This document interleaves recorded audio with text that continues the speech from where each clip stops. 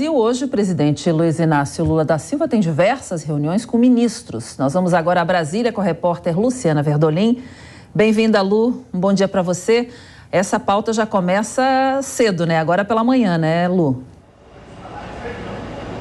Sim, Cláudia, o presidente já está desde cedo aqui no Palácio do Planalto, já teve encontros com o ministro das Relações Institucionais, Alexandre Padilha, e o ministro da Casa Civil, Rui Costa. O objetivo é repassar para o presidente o que aconteceu nos últimos 3 dias em que ele estava fora. Daqui a pouquinho, às 11 da manhã, quem vem aqui ao Palácio do Planalto é o ministro Flávio Dino. Ele hoje reúne secretários de segurança pública de todo o país lá no Ministério da Justiça. Até por conta disso, ele vem expor ao presidente Lula qual deve ser o teor desse encontro, porque amanhã tem reunião de governadores aqui no Planalto com representantes de todo o país e esse encontro está sendo preparado. Lula quer ouvir reivindicações, quer propor também parcerias, principalmente na área de segurança pública. Logo mais à tarde, ainda Lula tem encontro com o senador Jean Paul Prats aqui no Planalto, com a presidente do PT, Gleisi Hoffmann, e também com o ministro da Defesa, José Múcio. Depois das alterações que foram feitas lá no comando do Exército, Lula quer saber se as coisas estão tranquilas, se está tudo mais calmo e como é que foi a receptividade por parte do alto comando do Exército, que já se reuniu essa semana aqui em Brasília. Essa questão aí da Petrobras está mexendo com o mercado, né, Lu? Essa possível entrada aí do João Paul Prats, parece que ele tem que se desligar de algumas empresas que ele já tem. Como é que está essa questão? Olha, esse encontro é também para discutir essa indicação. Hoje o Conselho de Administração da Petrobras vota a indicação do presidente Lula, o nome de Jean Paul Prats, que precisa arrumar a vida, que precisa se preparar, cumprir todos os requisitos para assumir a presidência da Petrobras. Tem ainda a previsão de uma Assembleia Geral para ratificar o nome dele. Vale lembrar que o ex-presidente da Petrobras, ele pediu demissão no início agora de janeiro, Caio Paes de Andrade. Ele foi indicado pelo ex-presidente Jair Bolsonaro. E essa questão, né, essa alteração dentro da Petrobras acontece exatamente no momento em que a gente teve aumento no preço da gasolina.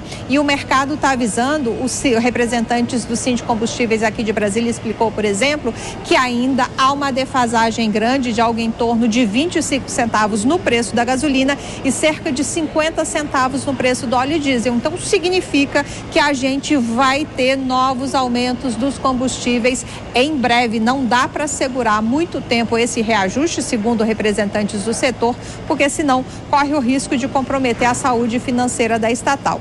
Tudo isso vai ser discutido nessa reunião que acontece logo mais aqui no Planalto. Muito bem, obrigada, Lu, pelas suas informações. Bom trabalho e até daqui a pouquinho. Vamos chamar já o nosso comentarista, Diogo Schelp. Bom dia, Diogo, seja bem-vindo. Qual o balanço que se pode fazer dessa viagem de Lula? Primeira viagem internacional que ele visitou a Argentina, Uruguai, e dos encontros que aconteceram por lá.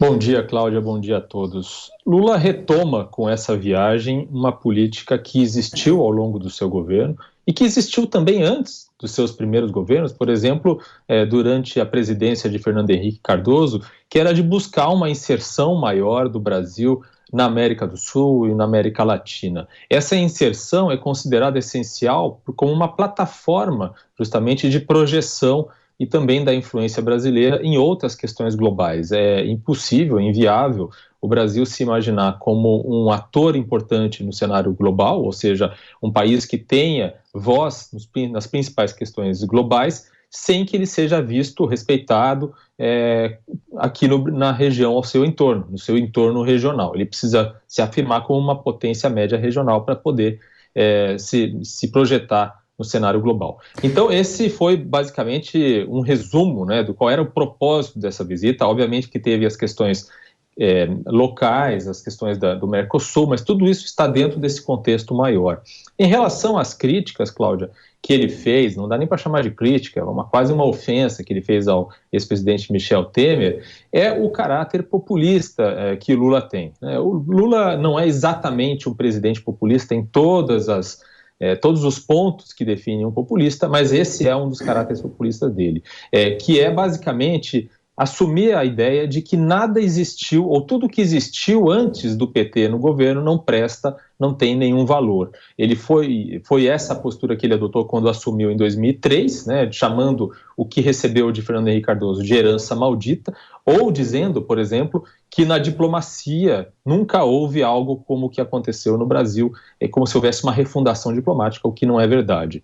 Então, quando ele fala que Temer é golpista, ele se contradiz, por exemplo, por ter colocado como vice na sua chapa ao Geraldo Alckmin, que foi um político que defendeu, né, o impeachment de Dilma Rousseff. Além disso, o próprio Michel Temer, né, além dessa nota que foi lida na reportagem, o Michel Temer também divulgou imagens, né, da posse de Alexandre de Moraes no TSE no ano passado, em que ele estava sentado ao lado de Lula e conversaram ali amistosamente durante 6 minutos. Se Lula considera Temer como golpista, como é possível eles se sentar ao lado dele e conversar como se nada tivesse acontecido? Obviamente, essa frase, essa afirmação ou essa ofensa de Lula a Temer não passa de politicagem, uma tentativa aí de jogar para a galera. Coisas da política, né, Diogo? Agora, gostaria de falar sobre o Uruguai, né? Ontem o presidente do Uruguai, o Lacalle Pou, falou que vai manter negociações com a China, né? Apesar do Lula querer que isso seja feito dentro do bloco do Mercosul. Como é que fica essa relação do Brasil com o Uruguai a partir dessa declaração? Essas negociações, quer dizer, essa tentativa do Uruguai de fazer acordos bilaterais diretamente, sem ter que depender dos seus parceiros do Mercosul, é, obviamente, o resultado de um esvaziamento, um enfraquecimento do Mercosul nos últimos anos. Não foi uma prioridade da diplomacia brasileira nos últimos anos, também houve, a gente vê, né, questões econômicas importantes, macroeconômicas importantes, que afetam, né, por exemplo, a Argentina, o principal parceiro comercial brasileiro, e também dos outros países do Mercosul.